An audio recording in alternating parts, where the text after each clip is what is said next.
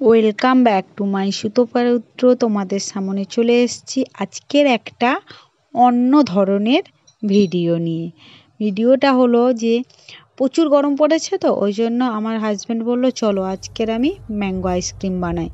দেখো, আমি mango ice cream বানানোর জন্য প্রথমে দুটো বড় বড় আমকে কিউব কিউব করে কেটে নিয়েছি। কেটে নেওয়ার পরে একটু গরুর দুধ ছিল, ওটাকে জাল দিয়েছি এবং এলাচ দিয়েছি। তার মধ্যে পাউডার দুধ দিয়ে ঘন করে দুধটাকে জাল দিয়ে ঠান্ডা করে নেব। অবশ্যই ঘন করে দুধটাকে জাল দিয়ে ঠান্ডা করে নিতে হবে। তারপরে আমের কিউবগুলোকে আমি মিক্সির মধ্যে দিয়ে খুব সুন্দর করে মিক্স করে নেব। মিক্স করে নেওয়ার পরে আগে থেকে যে আমি দুধটা ঠান্ডা করে রেখেছি ওই দুধটাকে ওর মধ্যে কিন্তু অ্যাড করে দেব।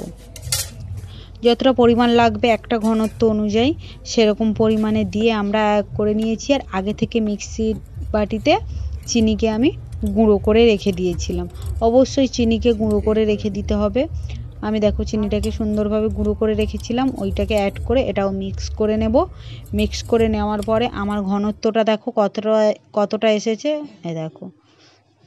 আর সেন্টটা এত সুন্দর এসেছিল। অবশ্যই এলাচ দেবে, এলাচ দিলে খুব সুন্দর সেন্ট আসে। আর আমটারও খুব সুন্দর সেন্ট ছিল। আমার কাছে দুটো চৌষা আম ছিল, দুটো চৌষা আম দিয়েই আমি কিন্তু করেছি।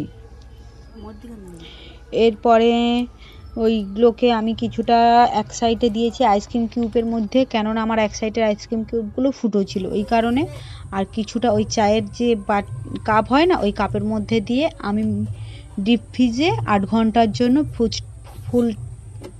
ফ্রিজটাকে ফুল করে ঢুকিয়ে দিয়েছি। জাস্ট অসাধারণ খেতে হয়েছিল। পরে যখন আমরা বের করে খেয়েছিলাম, এটা সকালের দিকে বানিয়েছিলাম, বিকেলের দিকে বার করে খেয়েছি।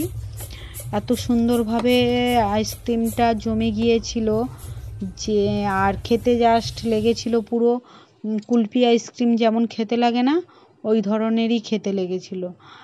আমিও খেয়েছি, আমার বড় খেয়েছে, আমার ছেলেও খেয়ে বলছে খুব সুন্দর হয়েছে। কিন্তু ওই ভিডিওটা করতে আমি ভুলে গেছি। আমরা জানি ওই ভিডিওটা হচ্ছে, কিন্তু ক্যামেরাটা অফ ছিল বলে বুঝতেই পারিনি। তা যাই হোক, তোমরা কিন্তু বাড়িতে একবার বানিয়ে কিন্তু খেয়ে দেখবে অবশ্যই। আর আমার ভিডিওটা কেমন হয়েছে তোমরা কমেন্ট করে জানিও। এই দেখো খুব সুন্দর হয়েছে, এত সুন্দর হয়েছে। আরও আমাদের একটু ভুল হয়েছে, আমি যদি বাদামটাকে কুচু কুচু করে ওর মধ্যে মিক্স করে দিতাম আরও সুন্দর হতো। সবাই ভালো থাকবেন, সুস্থ থাকবেন, টাটা।